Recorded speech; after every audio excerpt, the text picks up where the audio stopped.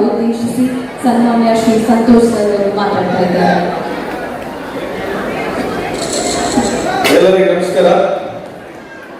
ದಯಮಾಡಿ ಎಲ್ಲರೂ 10 ನಿಮಿಷ ಶಾಂತಿಯುತವಾಗಿ ಇರಬೇಕು ಅಂತ ತಮ್ಮಲ್ಲಿ ಮನವಿ ಮಾಡಿಕೊಳ್ಳುತ್ತಾ ಈ ಒಂದು ಸಮಾರಂಭದ ವೇದಿಕೆ ಮೇಲೆ ಆಸೀನರಾಗಿರ್ತಕ್ಕಂಥ ಈ ತಾನೇ ನಮ್ಮನ್ನೆಲ್ಲ ಉದ್ದೇಶಿಸಿ ಮಾತನಾಡತಕ್ಕಂಥ ಆತ್ಮೀಯರು,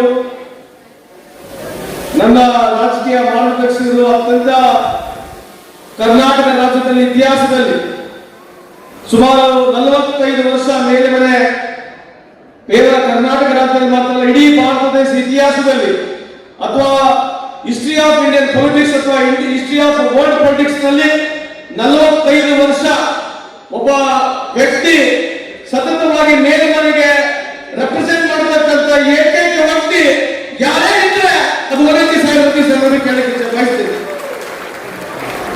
ಅದೇ ರೀತಿಯಾಗಿ ವೇದಿಕೆ ಮೇಲೆ ಆಸೀನರಾಗಿರ್ತಕ್ಕಂಥ ಆತ್ಮೀಯ ಹಿರಿಯರಾಗಿರ್ತಕ್ಕಂಥ ಜಫರ್ ಸಾಹೇಬ್ ಅವರೇ, ಶಾಸಕರಾಗಿರ್ತಕ್ಕಂಥ ಬಸವಂತಪ್ಪನವರೇ, ಶಾಂತನ್ ಗೌಡ್ರೆ, ಮುಂಡ್ರಿಗೆ ನಾಗರಾಜ್ ಅವರೇ, ಡಿಸಿ ಆಗಿರ್ತಕ್ಕಂಥ ಗಂಗಾಧರ್ ಅವರೇ, ವಿಠಲ್ ರಾವ್ ಅವರೇ, ಗೋಪಾಲ್ ಅವರೇ, ರವಿ ಅವರೇ, ಸುಭಾಷ್ ಅಣ್ಣ ಅವರೇ, ದಿನೇಶ್ ಶೆಟ್ಟಿ ಅವರೇ, ಈ ಒಂದು ಸಮಾರಂಭದಲ್ಲಿ ಪಾಲ್ಗೊಂಡಿರ್ತಕ್ಕಂಥ ಎಲ್ಲ ಆತ್ಮೀಯ ಹಿರಿಯರೇ, ಅಕ್ಕ ತಂಗಿಯರೇ, ಅಣ್ಣ ತಮ್ಮಂದಿರೇ ಹಾಗೂ ಸ್ನೇಹಿತ ಮಿತ್ರರೇ, ಪತ್ರಿಕಾ ಹಾಗೂ ಮಾಧ್ಯಮ ಸ್ನೇಹಿತರೆ, ಇವತ್ತು ನಾವೆಲ್ಲ ಬಂದಿರತಕ್ಕಂಥದ್ದು ವಿಶೇಷವಾಗಿ ಅಸಂಘಟಿತ ಕಾರ್ಮಿಕರ ಬಗ್ಗೆ ನಾನು ಸಚಿವನಾದ ನಂತರ ನನ್ನ 2 ವರ್ಷ ಅವಧಿಯಲ್ಲಿ ಇವತ್ತು ಹೊಸ ಕಾರ್ಯಕ್ರಮಗಳನ್ನ ತಮ್ಮ ಮುಂದೆ ಬರಬೇಕು, ಮಾಹಿತಿ ಕೊಡಬೇಕು.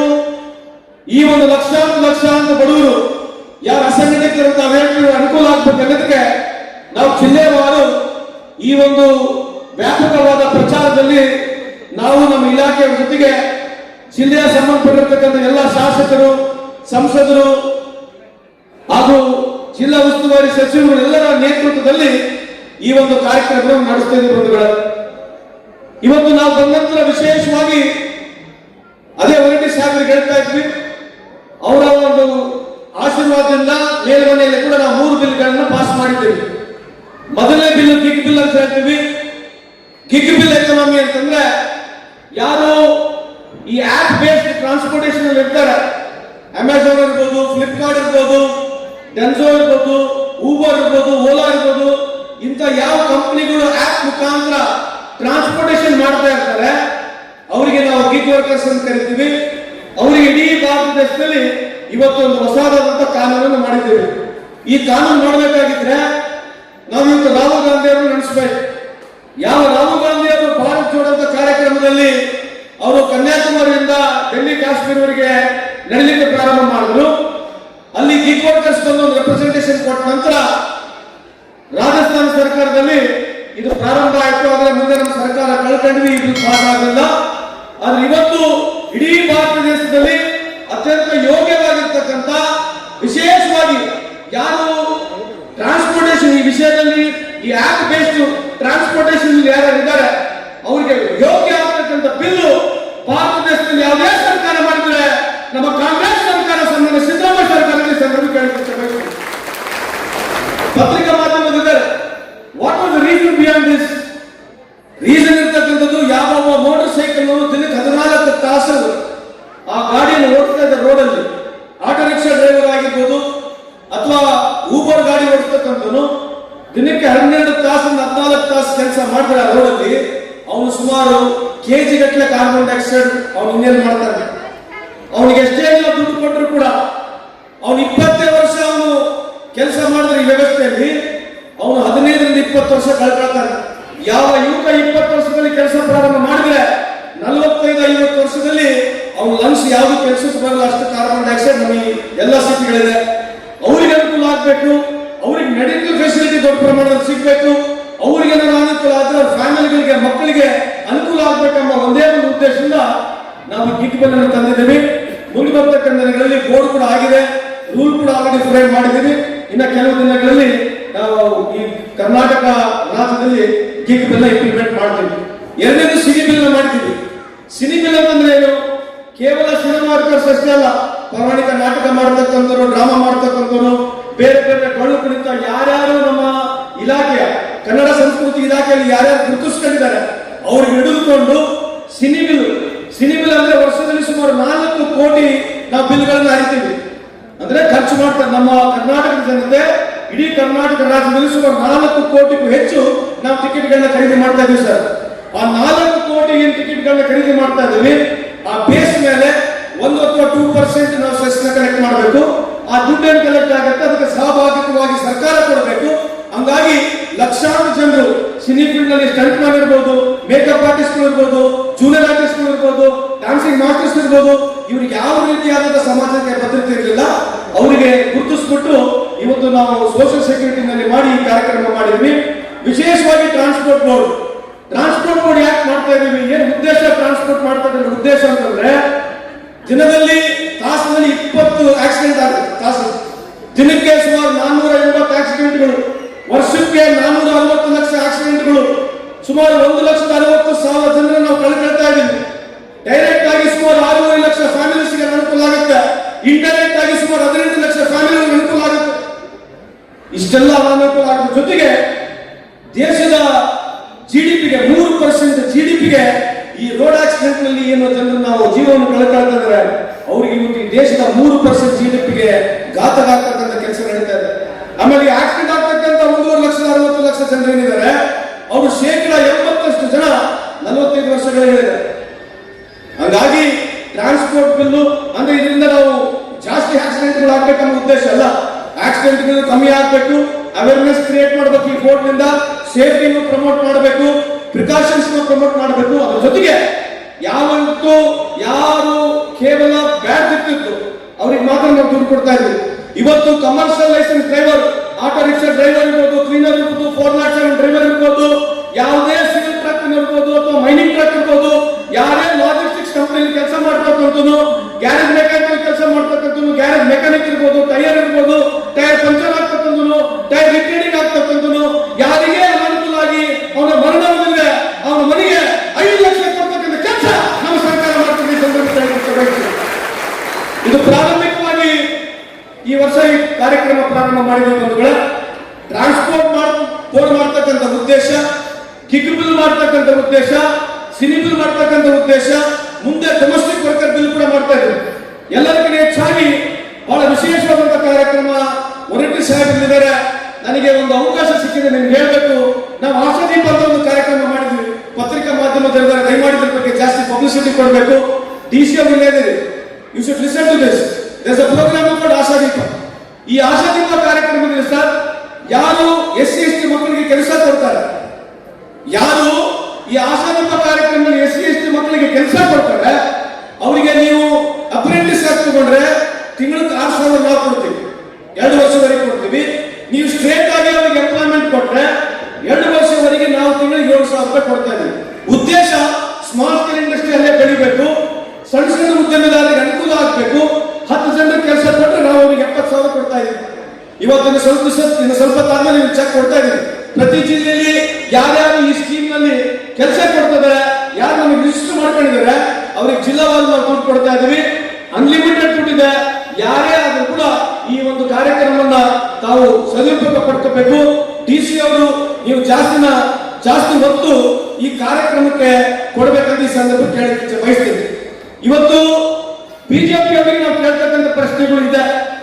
ಇದು ದೇಶದ ವ್ಯವಸ್ಥೆ ಬಗ್ಗೆ ನಾವು ಮಾತನಾಡಬೇಕಾಗತ್ತೆ. ಇದ್ಯಾವುದು ರಾಜಕೀಯಕ್ಕೋಸ್ಕರ ಮಾತನಾಡ್ತಕ್ಕಂಥಲ್ಲ. ಮೊನ್ನೆ ತಾನೇ ನೋಡ್ತಾ ಇದೆ, ಬಿಜೆಪಿ ಎಲ್ಲ ಮುಖಂಡರುಗಳು $4 ಟ್ರಿಲಿಯನ್ ನಾವು ಮುಟ್ಬಿಟ್ಟಿದ್ದೀವಿ, $4 ಟ್ರಿಲಿಯನ್ ನಾವು ಮುಟ್ಬಿಟ್ಟಿದ್ದೀವಿ ಅಂತ ಹೇಳಿ ಹೇಳ್ತಾ ಇದ್ದಾರೆ. ಏನು $4 ಟ್ರಿಲಿಯನ್ ಅಂತಂದ್ರೆ, $4 ಟ್ರಿಲಿಯನ್ ನಮ್ಮ ದೇಶದ GDP ಅಂತ ಹೇಳ್ತಾರೆ. GDP ಅಂತಂದ್ರೆ ಗ್ರಾಸ್ ಡೊಮೆಸ್ಟಿಕ್ ಪ್ರಾಡಕ್ಟ್ ಅಂತ ಹೇಳ್ತೀವಿ. ಅದು ನಿಮ್ಮಮ್ಮ ಇರಲಿ, ನಮ್ಮಮ್ಮ ಇರಲಿ, ನಿಮ್ ತಾತ ಇರಲಿ, ಯಾರ ತಾತ ಇದ್ರು ಕೂಡ ಇದು GDP ಬೆಳೀತಾನೆ ಇರ್ತದೆ. ಏನಕ್ಕೆ ಬೆಳೀತದೆ ಅಂತಂದ್ರೆ ಜನಸಂಖ್ಯೆ ಎಷ್ಟಿದೆ, ಜನಸಂಖ್ಯೆ ಆಧಾರಿತವಾಗಿ ನಾವು ಖರ್ಚು ಏನು ನಡೀತಾ ಇದೆ ಅದ್ರ ಮೇಲೆ ನಾವು ಎಕಾನಮಿನ ಚೆಕ್ ಮಾಡ್ತೀವಿ, GDP ಗ್ರೋತ್ ನ ಚೆಕ್ ಮಾಡ್ತೀವಿ. ನಮ್ಮಲ್ಲಿ 140 ಕೋಟಿ ಜನಸಂಖ್ಯೆ ಇದೆ. $4 ಟ್ರಿಲಿಯನ್ ನಾವು ಬಹಳ ದೊಡ್ಡ ಮೆರವಣಿಗೆ ಮಾತನಾಡ್ತಿದ್ವಿ. ಇದೇ ಅಮೆರಿಕದಲ್ಲಿ ಇರ್ತಕ್ಕಂಥ 30 ಕೋಟಿ ಜನಸಂಖ್ಯೆ, ಅಲ್ಲಿರ್ತಕ್ಕಂಥ $26 ಟ್ರಿಲಿಯನ್ ಎಕಾನಮಿ.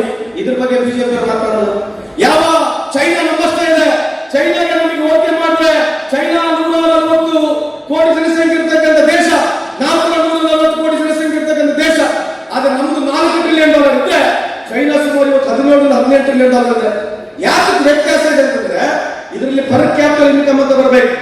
मोदी जी झूठ मत बोलो, खुदा के पास जाना है, ना हाथी है ना घोड़ा है और पैदल जाना है. ಯಾಕೆ ಹೇಳಿ ಮಾತಂತಂದ್ರೆ ಅವರೇ ಸಚಿವರಾಗಿರ್ತಕ್ಕಂಥ ಯಾರು ನಮ್ಮ ಗಡ್ಕರಿ ಸಾಹೇಬರು ಬಹಿರಂಗವಾಗಿ ವಾಸ್ತುಸ್ಥಿತಿನ ಹೇಳ್ತಾ ಇದ್ದಾರೆ. ಏನ್ ಹೇಳ್ತಾ ಇದ್ದಾರೆ ಅಂತಂದ್ರೆ ಈ ದೇಶದಲ್ಲಿ ಬಡವರು ಬಡವರಾಗಿ ಹೋಗ್ತಾ ಇದ್ದಾರೆ, ಶ್ರೀಮಂತರು ಶ್ರೀಮಂತರಾಗಿ ಬೆಳೀತಾ ಇದ್ದಾರೆ ಅಂತ ಹೇಳ್ತಕ್ಕಂಥ ಮಾತು ಸಂತೋಷಕರವಲ್ಲ ನಿತಿನ್ ಗಡ್ಕರಿ ಸಾಹೇಬರದು. ಯಾಕೆ ಹೇಳ್ತಾ ಇದ್ದೀನಿ ಮಾತು ಅಂತಂದ್ರೆ ಈ ದೇಶದ 1% ಜನರು 140 ಕೋಟಿ ಜನಸಂಖ್ಯೆ ಈ ದೇಶದಲ್ಲಿ 1% ಜನರ ಹತ್ರ 50% ಈ ದೇಶದ ಆಸ್ತಿ ಇದೆ. ಇದು ನಾನು ಹೇಳ್ತಾ ಇಲ್ಲ. ಈ ದೇಶದಲ್ಲಿ 1% ಜನರು ಇರ್ತಕ್ಕಂಥ ಏನು ಉದ್ಯಮಿದಾರರಿದ್ದಾರೆ ಅವ್ರ ಹತ್ರ ಈ ದೇಶದ 50% ಅಷ್ಟು ಆಸ್ತಿ ಇದೆ. ಉಳಿತಕ್ಕಂಥ 50% ಬಡವರಿದ್ದಾರೆ, ಅವರಲ್ಲಿ ಕೇವಲ 6.4% ಮಾತ್ರ ಈ ದೇಶದ ಆಸ್ತಿ ಇದೆ. ಯಾಕೆ ನಾನು GDP ಬರ್ತಾ ಇದ್ದೆ, ಯಾಕೆ ಪರ್ ಕ್ಯಾಪಿಟಲ್ ಇನ್ಕಮ್ ಹೇಳ್ತಾ ಇದ್ದೀನಿ ಅಂತಂದ್ರೆ ಪರ್ ಕ್ಯಾಪಿಟಲ್ ಇನ್ಕಮ್ ಅಂತ ಏನ್ ಹೇಳ್ತೀವಿ, ಬೇರೆ ದೇಶಕ್ಕೆ ಚೈನಾದಲ್ಲಿ ಪರ್ ಕ್ಯಾಪಿಟಲ್ ಇನ್ಕಮ್ 12 ಲಕ್ಷ ಇದೆ. ಚೈನಾದಲ್ಲಿ ಪರ್ ಕ್ಯಾಪಿಟಲ್ ಇನ್ಕಮ್ 12 ಲಕ್ಷಕ್ಕೂ ಹೆಚ್ಚಿದೆ. ನಮ್ಮ ದೇಶದಲ್ಲಿ 2,20,000 2,30,000 ಇದೆ ಸರ್. ಆದ್ರೆ 2,30,000 ಏನು ನಾವು ಪರ್ ಕ್ಯಾಪಿಟಲ್ ಇನ್ಕಮ್ ಅಂತ ಹೇಳ್ತೀವಿ, ಈ ದೇಶದ 5% ಜನರ ಆದಾಯವನ್ನು ನಾವು ತೆಗೆದುಬಿಟ್ರೆ ಅದಾನಿ, ಅಂಬಾನಿ, ಟಾಟಾ, ಬಿರ್ಲಾ, ರತನ್ ಟಾಟಾ, ವಿಪ್ರೋ, ಇನ್ಫೋಸಿಸ್ ಈ ದೊಡ್ಡ ಕಂಪನಿಯ ವಹಿವಾಟನ್ನು ತೆಗೆದುಬಿಟ್ರೆ ನೀವು ಈ ದೇಶದ ಜನರ ಹತ್ರ ಆವರೇಜ್ ಇರ್ತಕ್ಕಂಥದ್ದು 1,60,000 ವರ್ಷಕ್ಕೆ. ಯಾವ ಬಿಜೆಪಿ ರೂಲ್ಸ್ ಸ್ಟೇಟ್ ಇದೆ ದಯವಿಟ್ಟು ಮಾಧ್ಯಮದವರು ಕೇಳ್ಕೊಳ್ಳಿ. ಯಾವ ಬಿಜೆಪಿ ರೂಲ್ಸ್ ಸ್ಟೇಟ್ ಬಿಹಾರ್ ಇದೆ. ಬಿಹಾರ್ ನಲ್ಲಿ ಒಂದಿರ್ತಕ್ಕಂಥ ಒಂದು ಜಿಲ್ಲೆಯಲ್ಲಿ ಪರ್ ಕ್ಯಾಪಿಟಲ್ ಇನ್ಕಮ್ ವರ್ಷಕ್ಕೆ ಆದಾಯ ಇರ್ತಕ್ಕಂಥ 43,000.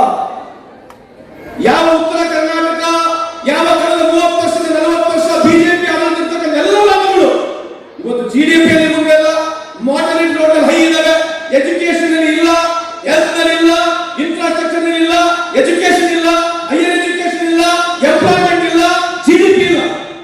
ಇದ್ರ ಬಗ್ಗೆ ಬಿಜೆಪಿ ಚರ್ಚೆ ಮಾಡೋದು ಇದನ್ಯಾವುದು ಕಾಟಾಚಾರಕ್ಕಾಗಿ ಪಬ್ಲಿಸಿಟಿಗಾಗಿ ಇರ್ತಕ್ಕಂಥ ಮಾತಲ್ಲ, ಇವೆಲ್ಲ ವಾಸ್ತವವಾಗಿರ್ತಕ್ಕಂಥದ್ದು. ಇವತ್ತು ಹೆಮ್ಮೆ ಪಡಬೇಕು ನಾವು ತಮಿಳುನಾಡಿಗೆ. ಯಾಕೆ ಇವತ್ತು ತಮಿಳುನಾಡು ಬಗ್ಗೆ ನಾವು ಹೆಮ್ಮೆ ಪಡಬೇಕಂದ್ರೆ ಇವತ್ತು ದೇಶದ ಆವರೇಜ್ ಮೇಲೆ ಇವತ್ತು women force 43% women force in Tamil Nadu. ಇವತ್ತು ಕರ್ನಾಟಕ ನಾವು ಹಿಂದೆ ಇದೀವಿ, ಸುಮಾರು 28% ಇದ್ದೀವಿ. ಇಡೀ ಒಂದು ಆವರೇಜ್ಗೆ ಕನ್ಸಿಡರ್ ಮಾಡಿ ನೋಡಿದ್ರೆ ತಮಿಳುನಾಡು ಇಸ್ ನಂಬರ್ 1 ಸ್ಟೇಟ್. ಇದ್ರ ಬಗ್ಗೆ ವಿಚಾರ ಆಗ್ಬೇಕು, ಇಂಥ ವೈಚಾರಿಕವಾಗಿ ಮಾತಾಡ್ತಕ್ಕಂಥದ್ದು ಆಗ್ಬೇಕಂತ ತಮ್ಮ ಮುಖಾಂತರ ಹೇಳಲಿಕ್ಕೆ ಇಚ್ಛೆ ಬಯಸ್ತೀನಿ. ಯಾಕೆ ಹೇಳ್ತೀವಿ GDPಯ ಅರ್ಥ ಅಂತಂದ್ರೆ ಮಾಧ್ಯಮ ಸ್ನೇಹಿತರು ಇದನ್ನ ನೀವು ಅರ್ಥ ಮಾಡಿಕೊಂಡು ಕೇಳ್ತಕ್ಕಂಥದ್ದು, ಅವರಿಗೆ ಸವಾಲು ಕೇಳ್ತಕ್ಕಂಥದ್ದು ಆಗ್ಬೇಕಂತ ಈ ಸಂದರ್ಭಕ್ಕೆ ಹೇಳಲಿಕ್ಕೆ ಇಚ್ಛೆ ಬಯಸ್ತೀನಿ. ಈಗ GST ಪ್ರಾರಂಭ ಮಾಡಿದ್ದಾರೆ ಸರ್. ಹೊರಟಿ ಸಾಹೇಬ್ರೆ ದಯವಿಟ್ಟು ಬೇಜಾರು ತಗೊಳ್ಳಿ. GST ಬಿಸ್ಕೆಟ್ ಪ್ಯಾಕೆಟ್ ಮೇಲೆ ಶುರು ಆಗುತ್ತೆ. ಬಿಸ್ಕೆಟ್ ಪ್ಯಾಕೆಟ್, ಹಾಲು, ಮೊಸರು, ತುಪ್ಪ, ಅರಿಶಿನ, ಕುಂಕುಮ, ಲೋಬಾನ, ಕರ್ಪೂರ, ಉದ್ದನ್ ಕಡ್ಡಿ, ಹಸುರು ಬೆಳೆ, ನೀವು ಹೋಗಿ ಸುಡ್ಗಾಟ ತೆಂಗಿನಕಾಯಿ ಬಂದ್ಬಿಟ್ರೆ ನಿಮ್ಗೆ GST ಇದೆ. ಈ GST ವಿಚಾರ ಯಾಕೆ ಹೇಳ್ತಾ ಇದ್ದಾರೆ ಸಂತೋಷ ಅಂತಂದ್ರೆ ದೇಶದಲ್ಲಿ 70% ಹೆಚ್ಚು ಜನ ಒಂದು ಬ್ಯಾಂಕ್ ಅಕೌಂಟ್ ಇಲ್ಲ, ಒಂದು ಇನ್ಕಮ್ ಟ್ಯಾಕ್ಸ್ ಇಲ್ಲ, ಒಂದು ಇನ್ಕಮ್ ಟ್ಯಾಕ್ಸ್ SST ಎಲ್ಲ, ಪ್ಯಾನ್ ಕಾರ್ಡ್ ಕೂಡ ಅಲ್ಲ, ಇವ್ರು ಕೂಡ ಟ್ಯಾಕ್ಸ್ ಕಟ್ಟಬೇಕಿಲ್ಲ. GSTಯಲ್ಲಿ ಈ ದೇಶದ ಪ್ರತಿಯೊಬ್ಬ ಬಡವ GST ಕೊಡ್ತಾರೆ, ಅವನಿಗೆ ಲಾಭ ಏನಿಲ್ಲ. GST ರಿಬೇಟ್ ಬಡವರಿಗಿಲ್ಲ. GST ರಿಬೇಟ್ ಇರ್ತಕ್ಕಂಥದ್ದು ಸಾಹುಕಾರರಿಗೆ, ಬಂಡವಾಳಶಾಹಿ ಇರ್ತಕ್ಕಂಥದ್ದು. ಯಾವುದೇ ಒಬ್ಬ ರೈತರಿಗೆ ಹೋಗಿ ಪ್ರಪಂಚದಲ್ಲಿ, ಇಡೀ ಪ್ರಪಂಚದಲ್ಲಿ ಎಜುಕೇಶನ್ ಮೇಲೆ ಕೂಡ GST ಇರ್ತಕ್ಕಂಥದ್ದು. ಪೆನ್ಸಿಲ್ ಮೇಲೆ, ಪಾಟಿ ಚೀಲ ಮೇಲೆ, ಪುಸ್ತಕ ಮೇಲೆ, ಬ್ಯಾಗ್ ಮೇಲೆ, ನೀವು ವಾಟರ್ ಬಾಟಲ್ ತಗೊಂಡ್ರೆ ಮಕ್ಕಳು ಅದ್ರ ಮೇಲೆ ಕೂಡ GST ಇರ್ತಕ್ಕಂಥದ್ದು. ಇದು ಒಂದೇ ದೇಶ. ರೈತರು ಏನು ಅವ್ರು ಏನೇನು ಖರೀದಿ ಮಾಡ್ತಾರೆ, ಉಪಯೋಗ ವಸ್ತುವಾಗಿರ್ತಕ್ಕಂಥ ರೈತರು ಟ್ರ್ಯಾಕ್ಟರ್ ಇರ್ಬೋದು, ಆ ಏನೇ ಸಾಮಗ್ರಿಗಳಿರ್ಬೋದು, ಅದ್ರ ಮೇಲೆ ಕೂಡ GST ಇದೆ. ಯಾಕೆ GST ಬಗ್ಗೆ ಜಾಸ್ತಿ ಮಾತನಾಡ್ತೀನಿ ಅಂತಂದ್ರೆ ಈ GST ಒತ್ತಡದ, ಈ GSTಯ ಕಲೆಕ್ಷನ್ ಏನಿದೆ ಅದು ಸಾಹುಕಾರರಿಗೆ ಮಾತ್ರ ಅನುಕೂಲ ಆಗಿದೆ ಹೊರತು ಬಡವರು ಇಂಡೈರೆಕ್ಟ್ ಆಗಿ ಒಬ್ಬ BDC ಇರ್ತಕ್ಕಂಥ ಬಡವ ಕೂಡ ಟ್ಯಾಕ್ಸ್ ಕಟ್ಟಬೇಕು. ಆದ್ರೆ ಬಡವರಿಗೆ ಯಾವ ರೀತಿಯಾದಂಥ GST ಲಾಭ ಇಲ್ಲ.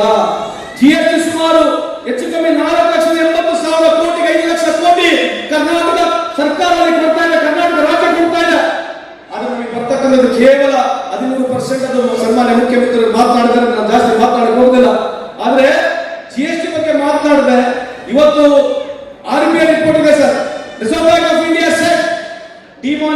ಬಗ್ಗೆ ಇವತ್ತು ಮಾತನಾಡೋದು ಬಿಟ್ಬಿಟ್ಟಿದ್ದಾರೆ.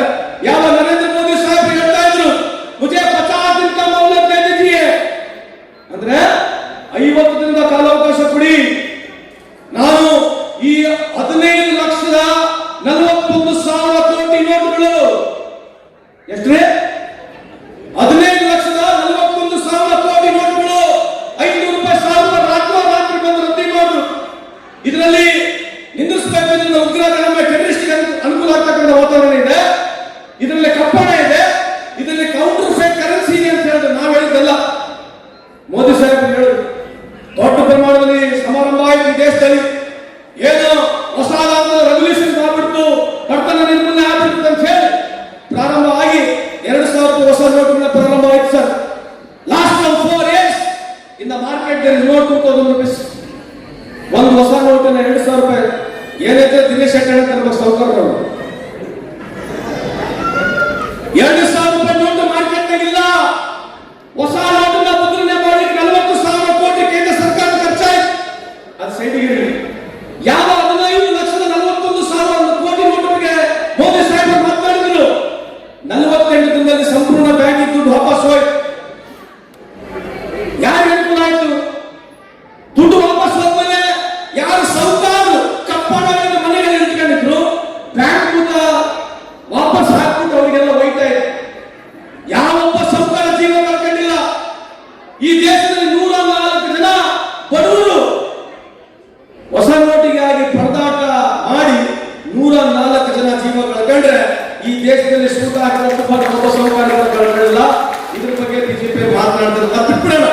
ಎಲ್ಲಿಗೆ ಬರ್ತಾ ಇದೆ ಅಂತಂದ್ರೆ, ಇದು ಮಾಡ್ತಕ್ಕಂಥ ಉದ್ದೇಶ ಎಲ್ಲಿ ಕಪ್ಪೋಣ ಇರೋದಿಲ್ಲ ಈ ದೇಶದಲ್ಲಿ, ಎಲ್ಲಿ ಕರಪ್ಷನ್ ಇರೋದಿಲ್ಲ, ಇವನ್ನೆಲ್ಲ ಮಾತಾಡಿರ್ತಕ್ಕಂಥ ನಾವಲ್ಲ, ನಮ್ಮ ಹೆಮ್ಮೆಯ ಪ್ರಧಾನಮಂತ್ರಿ ಆಗಿರ್ತಕ್ಕಂಥ ಮೋದಿ ಸಾಹೇಬ್.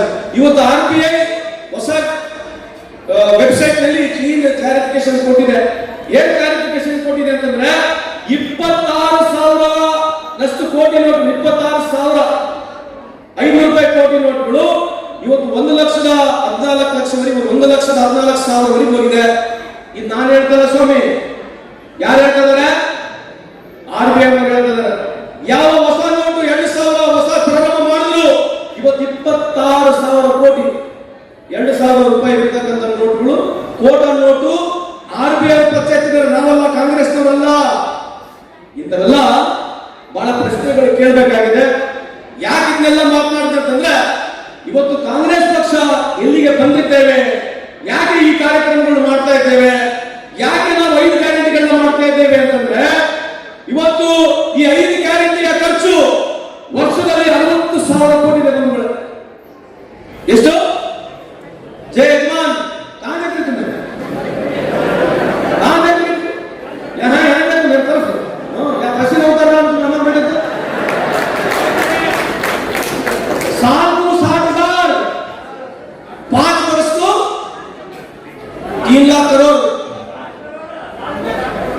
ವರ್ಷಕ್ಕೆ 60,000 ಕೋಟಿ, 5 ವರ್ಷಕ್ಕೆ 3 ಲಕ್ಷ ಕೋಟಿ.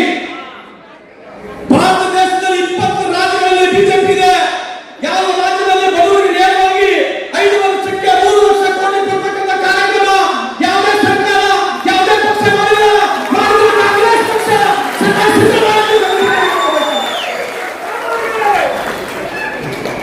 ನಾವು 3 ಲಕ್ಷ ಕೋಟಿ 5 ವರ್ಷಕ್ಕೆ ಕೊಟ್ಟರೆ, ಅದಾನಿಯವರ ಆದಾಯ 2018 44,000 ಕೋಟಿ. ಇವತ್ತು ಅದಾನಿಯವರ ಆದಾಯ 13 ಲಕ್ಷ ಕೋಟಿ. ಎಸ್ ಸರ್, 13 ಲಕ್ಷ ಕೋಟಿ. ಒಂದು ಗುಂಡು ಪಿನ್ ಮಾಡಿಲ್ಲ, ಒಂದು ಸೂದಿನೂ ಮಾಡಿಲ್ಲ, ಒಂದು ರೆಕ್ಸನ ಸೋಪು ಮಾಡಿಲ್ಲ, ನೀರಿನ ಸೋಪು ಮಾಡಿಲ್ಲ. ಹೆಂಗ ಆದಾಯ ಜಾಸ್ತಿ ಆಯ್ತು? ಅದಕ್ಕೆ ಕಾಂಗ್ರೆಸ್ ಏನಂತಂದ್ರೆ, ಕೆರೆ ನೀರು ಕೆರೆಗೆ ಚೆಲ್ಲು, ಚಂದ್ರ ತೆರಿಗೆ ಚಂದ್ರಿಗೆ ಕೊಡು. ಈ ದೇಶ ಯಾವುದು ಕಾಂಗ್ರೆಸ್ನವರಲ್ಲ, ಈ ದೇಶ ಯಾವುದು ಬಿಜೆಪಿ ಅವರಲ್ಲ. ಕಾಂಗ್ರೆಸ್ನವರ ಮನೆಯಿಂದ ತಂದು ದುಡ್ಡು ಕೊಡಂಗಿಲ್ಲ, ಬಿಜೆಪಿ ಮನೆಯಿಂದ ದುಡ್ಡು ತಂದು ಕೊಡಂಗಿಲ್ಲ. ಈ ದೇಶದ ತೆರಿಗೆ ಪ್ರತಿಯೊಬ್ಬರ ಹಕ್ಕು, ಆ ಹಕ್ಕನ್ನು ಉಳಿಸ್ತಕ್ಕಂಥ ಕೆಲಸ ಸದಾ ಕಾಂಗ್ರೆಸ್ ಪಕ್ಷ ಮಾಡಿದೆ. ಅದಕ್ಕೆ ನಾವು 5 ಗ್ಯಾರಂಟಿ ಮುಖಾಂತರ ಜನರಿಗೆ ಅನುಕೂಲ ಆಗಲಿ ಅಂತ ಹೇಳಿ ದುಡ್ಡನ್ನು ಕೊಡ್ತಾ ಇದ್ದೀವಿ. ಅದ್ರ ಜೊತೆಗೆ ಇಂದಿರಾ ಗಾಂಧಿ ನೆನೆಸ್ಬೇಕು.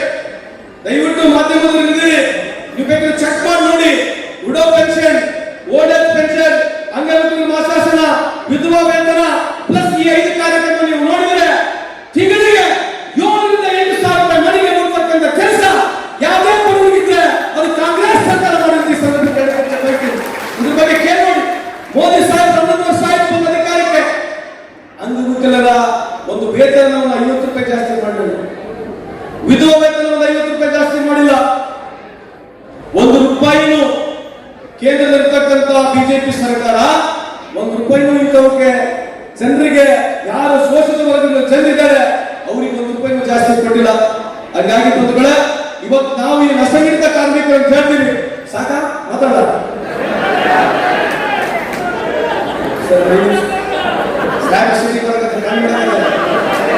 ಅವ್ರು ಕುಂದ್ರ ಕೇಳಿದ್ರು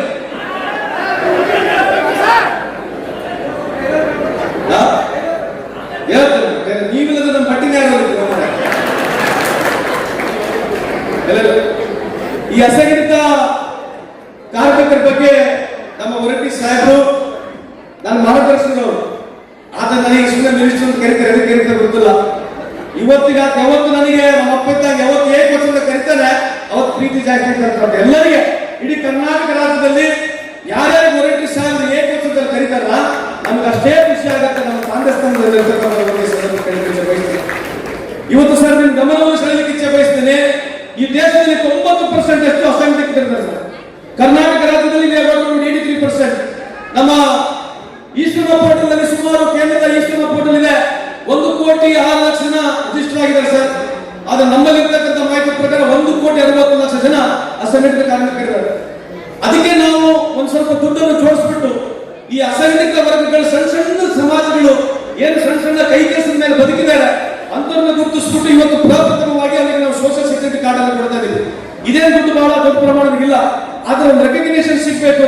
ನೀವು ಬಹಳ ಒಳ್ಳೆ ಚೆನ್ನಾಗಿ ಮಾತನ್ನು ಹೇಳಿದ್ರಿ, ನೀವು ಸರ್ಕಾರದ ಜೊತೆಗೆ ಜೋಡ್ಕೊಂಡಿದ್ದೀರಿ, ನಿಮಗೆ ಸರ್ಕಾರದ ಜೊತೆಗೆ ನೀವಿದ್ದೀರಿ, ಸಹಪಾಠಿಯಾಗಿ ಸರ್ಕಾರದ ಜೊತೆಗೆ ಇರ್ತಕ್ಕಂಥ ಗುರುತೆ ಇದೊಂದು ಸ್ಮಾರ್ಟ್ ಕಾರ್ಡ್ ಆಗಿ ಪ್ರಾರಂಭ ಮಾಡಿದ್ವಿ ಸರ್.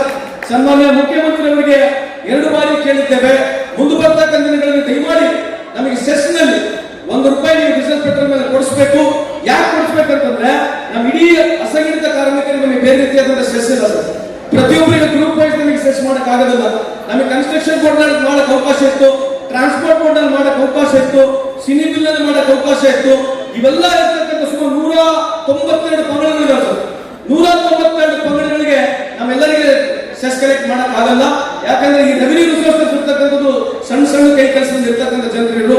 ಅದಕ್ಕಾಗಿ ಸನ್ಮಾನ್ಯ ಮುಖ್ಯಮಂತ್ರಿ ಅವರು ಕೇಳಿದ್ದೇವೆ, ನಂಬಿಕೆ ಇದೆ ಮುಂದೆ ಬರ್ತಕ್ಕಂಥ ದಿನಗಳಲ್ಲಿ ನಮಗೆ ಸೆಸ್ ಮುಖಾಂತರ ದುಡ್ಡು ಕಲೆಕ್ಟ್ ಆಗುತ್ತೆ.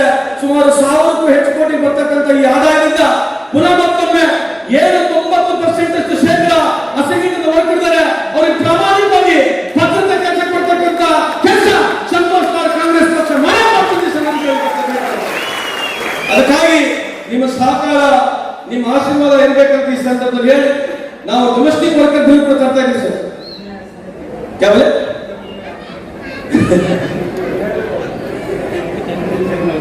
ಚೇರ್ಮನ್ ಸಾಹೇಬರು ಮುಖ್ಯಮಂತ್ರಿ ಅವರಿಗೆ ಬಹಳ ವರ್ಷದಿಂದ ಸ್ನೇಹಿತರು, ಇವರು ನಮ್ಮ ಅಪ್ಕೊಂಡಿದ್ದಾನೆ.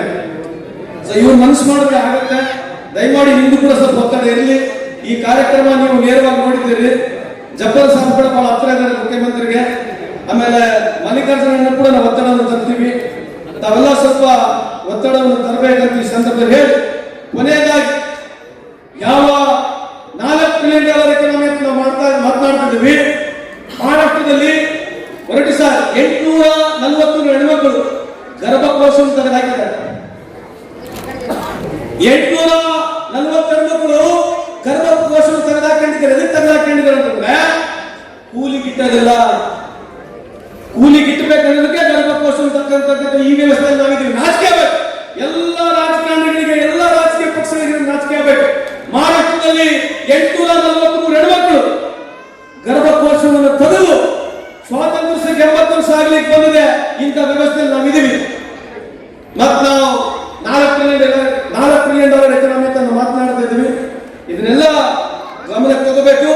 ವಿಶೇಷವಾಗಿ ಬಸವಣ್ಣವರು ಹೇಳಿದ್ದಾರೆ, ಏನು ಸೊಸೈಟಿ ಹೇಳಿದ್ದಾರೆ, ಇಲ್ಲಿನ DC ಆಲ್ರೆಡಿ ಸೊಸೈಟಿ ಮಾಡಿ ಕಳಿಸಿದ್ದಾರೆ.